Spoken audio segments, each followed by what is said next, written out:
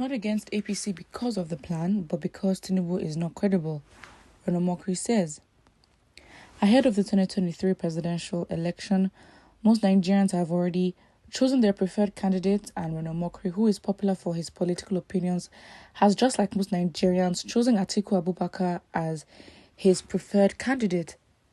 However, Renomokri has constantly criticized the ruling of the APC and showed its dislike for the presidential candidate of the party also. Hence, in a recent tweet by Renomokri, while stating his opinion concerning the Muslim ticket that seems to be arising from all APC camp, Renomokri clarified that he is not against APC as a party because of the supposed Muslim tickets the party may adopt, but because Tinubu is not credible. Reno further stated that religion shouldn't be the yardstick to measure a presidential candidate and his running mate, but how credible they are. It is good to recall that Renomokri's continuous criticisms of APC's candidate Bola Tinubu is due to controversial issues surrounding his certificates. Well, I mean, the issue of credibility is very late. I mean, I don't understand when someone has won the primaries and is about to start his campaign.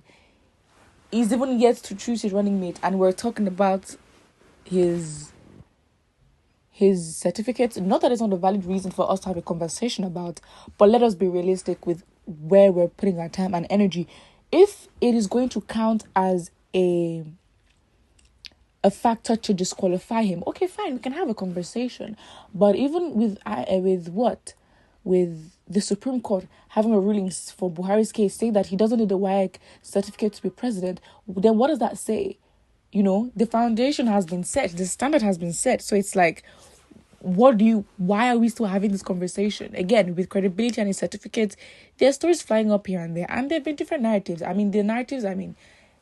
These people did creative writing in school very well, because the same story has been twisted so many times, we don't even know what to believe. So it's a thing where, unless this is a strong, or someone has brought out a strong, credible factor that, you know what, the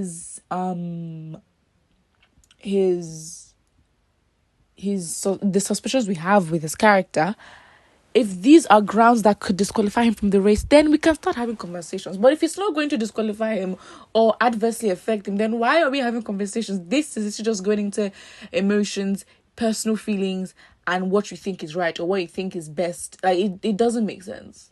It really, really doesn't. So it's, what can you say? I personally find it irrelevant. And then Renomokri obviously is you're having conversation, it just doesn't make sense. I guess, because he's supporting Atiku and, under PDP, let's just manufacture the usual PDP versus APC beef. But really, it's an irrelevant conversation.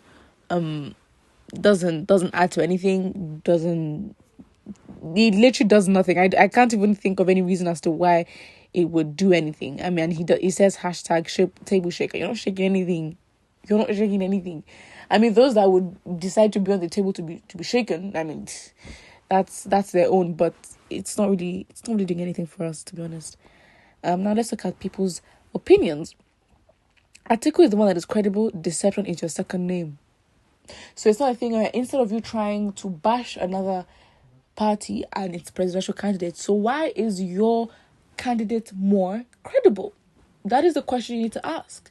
It's like, okay, it doesn't make you look good. You're just attacking your opponent without making yourself look stronger. Because it's a thing where, okay, fine, you shouldn't really attack, but if you attack and then defended your candidate and said, unlike my candidate, he da-da-da-da-da, fine. I mean, I think Renomokri has given us a comparison before, though, where he also compared with the fact that Atiku has all his educational certificates, credible, present, and good to go. So he has made that comparison, but then now it's just like, it's pretty much petty back and forth.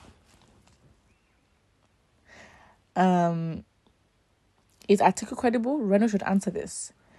The man is suffering from diarrhea of mouth and his brain is not fully controlling. He wants to abuse Tinubu to satisfy the OB fans he had earlier offended. I mean, you never really know people's intentions. So it's like, that's why we have to be careful, because these aren't if it's news, okay, fine. But it's like with Twitter, it's pretty much a place with no parameters. Honestly, there's no control there. So it's a thing where you have to be careful with the interpretation of people's tweets.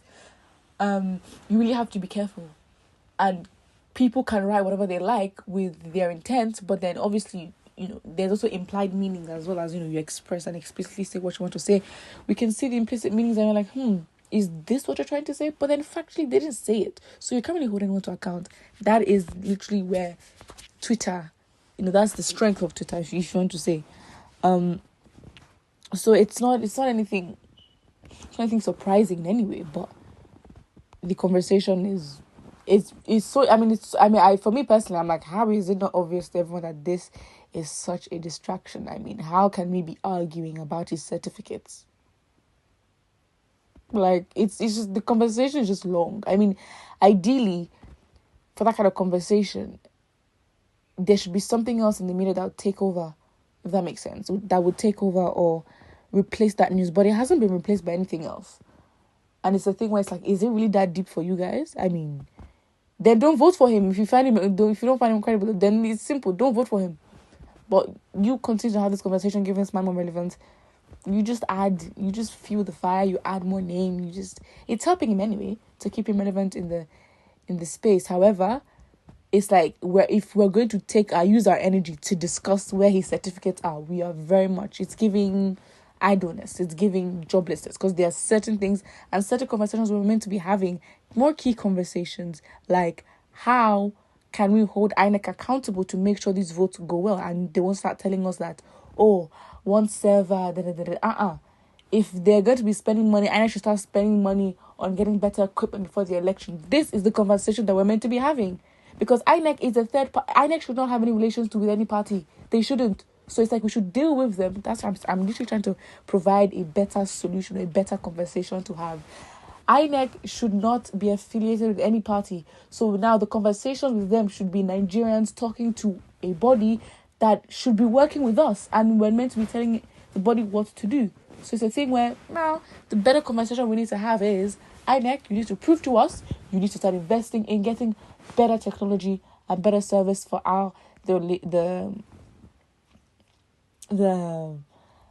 elections are going to go. And we want INEC to come out and tell us, with the constitution, what's the process of counting votes? What is the process of who wins? How do we know who wins?